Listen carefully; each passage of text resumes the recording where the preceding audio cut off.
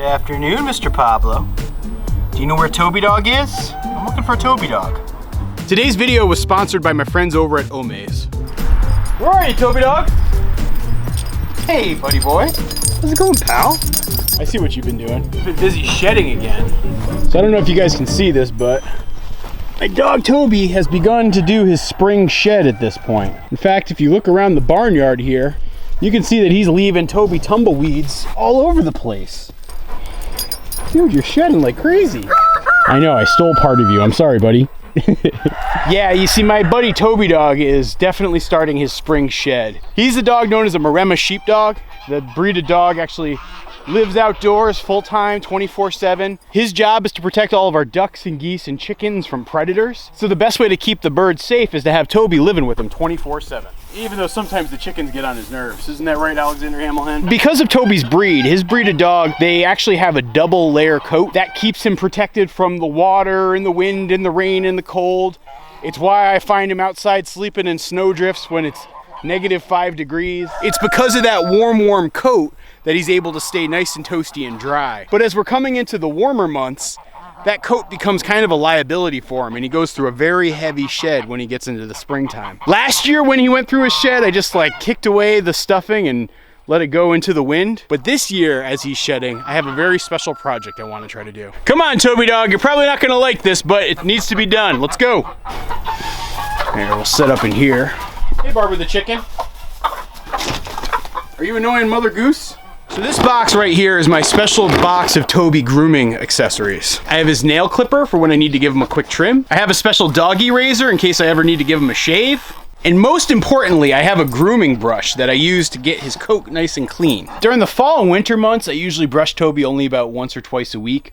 But during the spring and summer, I might do it every other day. It helps speed up the shedding process for him and keeps him nice and cool and happy. So we're gonna start the process of brushing out Toby. Now, admittedly, Toby kind of hates getting brushed. If I can just be calm with him and pet him, he gets a little bit more comfortable with it. Come on, you flooper schnooter. I mean, would you guys look at that? I wish you could actually feel what this is like. His fur is so soft and nice. This actually gets to my special project that I wanna start doing this spring. I'm gonna start collecting all of Toby's fur. What I plan on doing is getting as much of it as humanly possible, or doggedly as possible. I'm actually going to work with somebody to try to turn it into yarn, and then work with somebody else to try to knit it into something. I want to make it a sweater, but I don't think I'm going to have enough fur to do that. But maybe I'll have enough for like a Toby Dog scarf or something. You're doing such a good pepperoni pizza job right now. Krusty Krab pizza is the pizza absolutively. So a lot of people ask me if I've ever bathed Toby Dog, and the answer to that is no. He doesn't need it. He stays perfectly white because he's got this magical fur. He will get covered in mud, but then all it really takes is for him to dry off, and all the dirt and mud and grime just falls right off of him. I know a lot of people worry about Toby in the winter, but he actually has a much harder time in the summer around here. So a viewer of ours actually once sent me this glove. It's kind of cool. It's like a petting glove, right? The problem is it doesn't capture nearly enough fur. Some people ask if I'd ever shave his coat off, and no, I wouldn't do that. He actually needs his coat. It has special oils, and by shaving it, I actually mess around with his own self-temperature regulating. Okay, Toby, here's a treat for you. You are such a good boy. Oh, you're gonna go lie down in your corner? Okay. Oh boy, Toby. Well, would you look at that? A few more goose eggs. Not for Toby, though. Hey, geese. So I did want to take a moment to tell you guys about a special project. I'm working with my friends at Omaze on it, and I think it's going to be very cool. Omaze is an organization that gives away one-of-a-kind prizes and experiences while donating money to chosen charities all around the world. Omaze is sponsoring today's video and offering a chance to win an Airstream Caravelle and a 2021 Ford F-150. Imagine setting out on the open road with your Airstream Caravelle 20 FB that comfortably sleeps 4, as well as a brand spanking new 2021 Ford F-150 Lariat to tow it with. You can explore like never before. The Airstream Caravelle is perfect for trips with family and friends. I know a lot of people are itching to get out on the open road right now, and this package is perfect for traveling in style. And the great thing about this Omaze program is that you can enter for a chance to win the Airstream and F-150 while also helping raise money for the Independence Fund. The Independence Fund is committed to empowering our nation's catastrophically wounded, injured, injured, or ill veterans to overcome physical, mental, and emotional wounds incurred in the line of duty. They're dedicated to improving the lives of both veterans and their families. Your donations can help the Independence Fund strive to bridge the gap of unmet needs for veterans and their caregivers through mobility, caregiver, adaptive, sports, advocacy, and family programs. So if you want the chance to win an Airstream and an F-150 and support a great cause, go to omaze.com/goldshaw. And thank you for contributing to the Cow Fund, Omaze. Toby, are you eating your own fur? I know it's soft, but it's not yummy, is it? Just noticed that Toby gooped the lens. There we go, get you nice and clean. Tuck that back in there for later. Did you look at Toby, dog? Isn't he handsome? Unfortunately, that brush out is only gonna last a day or two before he's back to being shedding maniac. So if anybody out there is good at turning dog's fur into yarn, and if anybody out there is good at knitting, let me know. I could definitely use the help in this project. And yes, I know it seems kind of insane. Speaking of things that I do that people think I'm insane for, let's check in on our mother goose. As you can see, she's tending to her eggs. Looks like she might have kicked out a couple eggs that she thinks are infertile. Can I take an egg? No? You mind coming out of there for a moment for me, please? Come on. At least let me get in there to grab these 2 eggs that you kicked out.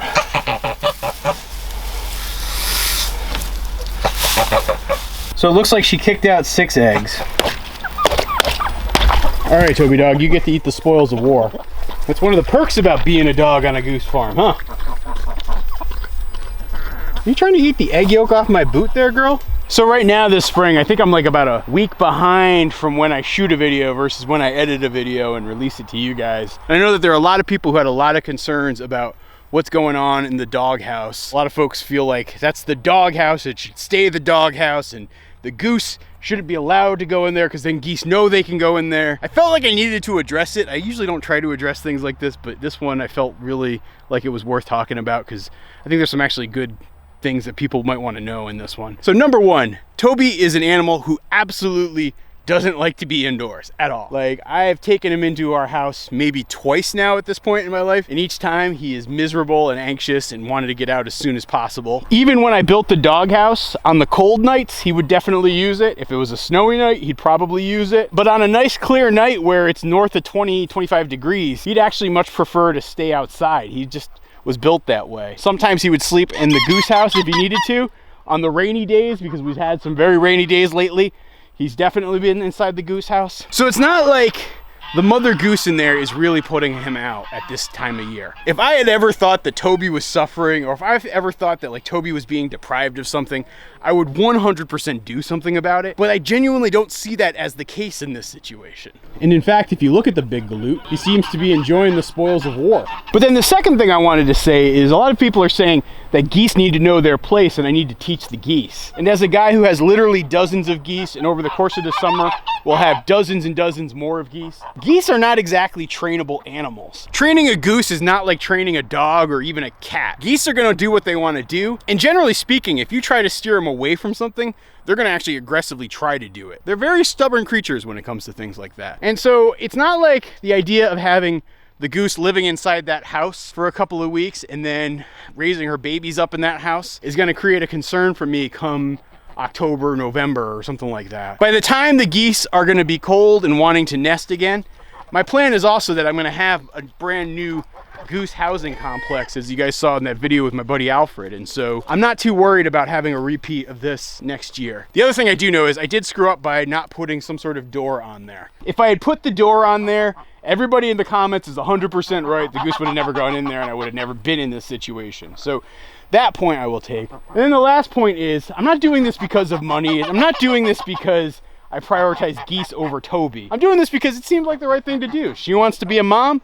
She's got a big clutch of eggs going in there. He's a good puppy dog.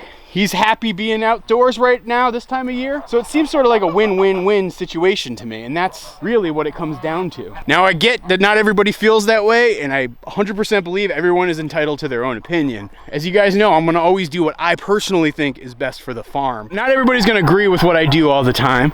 And, you know, that's okay. I think one of the biggest challenges in our world today, particularly in American society, is that we struggle to have a different point of view than somebody else and accept it and be cool with it. And I would think we're actually a much better place if we could start doing that more. See, this is how it always works. Toby gets the main meal and the chickens always go pick up the scraps. I'm not too worried about the chickens eating eggshell. I don't want them ever eating eggs, but eggshell is okay. They seem to enjoy the calcium. Isn't that right, Red? And other Red? And Barty? Oh yeah, one last note on the goose in the doghouse. I know I can probably get this thing through. Like, this net doesn't fit in one way, but as you saw earlier, I was able to get it in the other way. Oh boy, I got one of my buff geese in here. Oh, easy, girl. It's okay. Yeah, I've noticed that the buff geese have been laying eggs down here lately too. Yep, we got 2 eggs in her nest.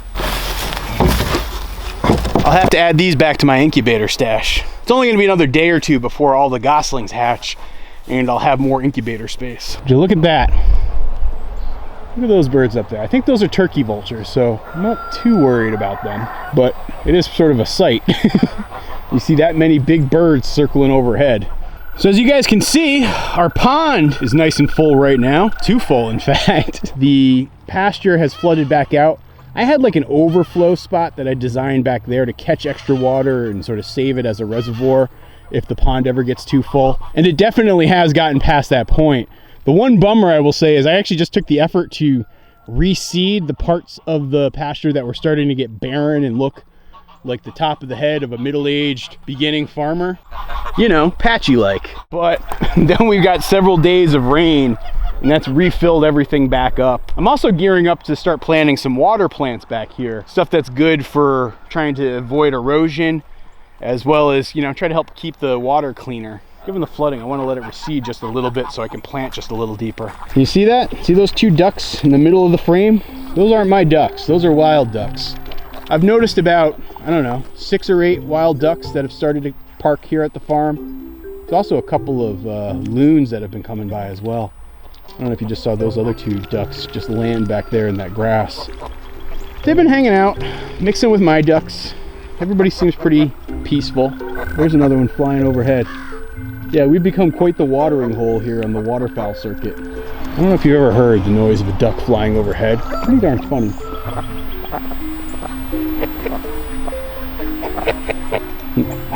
See my Drake serious quack chasing that drake away that just landed. My male ducks are very territorial of their ladies, which I guess is understandable. I'm gonna go take you over to the bees and we can check on them. Things are going pretty good. I did a quick mini hive inspection the other day, just like my friend Kaylee told me to do, and yeah, everything's looking good. A fair amount of activity. There's somebody coming out. Probably all start to come home soon. Actually, just because you guys are here with me, I'm gonna get a little bold. Let's take the cover off. Let's see what's going on inside. Finding I'm getting braver and braver around these bees. They got their pollen patty, they got their sugar water, so they barely don't need to leave. You can see them all working in there doing a comb. It's pretty cool, isn't it? Better not get too brave and try to do something stupid though. You keep working there, you busy bees. Yeah, I really don't think I was gonna enjoy having bees nearly as much as I'm enjoying having bees. I will say my birds are very happy with the whole habitat situation right now. They've got way too much grass to eat, got plenty of water to swim in. They are about as happy as they can be. Isn't that right there? For whatever reason, they seem to know to stay away from the bees somewhat. Like, they'll go near it, but not too close. I think they know about the danger of it. And there we have Mr. Pablo Barn Cat walking and stalking through the woods. We actually had to cut the grass for the first time today, so another sign of spring. So I hope you guys have enjoyed hanging out here at Goldshaw Farm again today. I gotta go inside and make dinner before I come back out here and lock everybody up for the night. But thanks for watching, and be sure to check out this video right here. I think you're gonna like it a lot.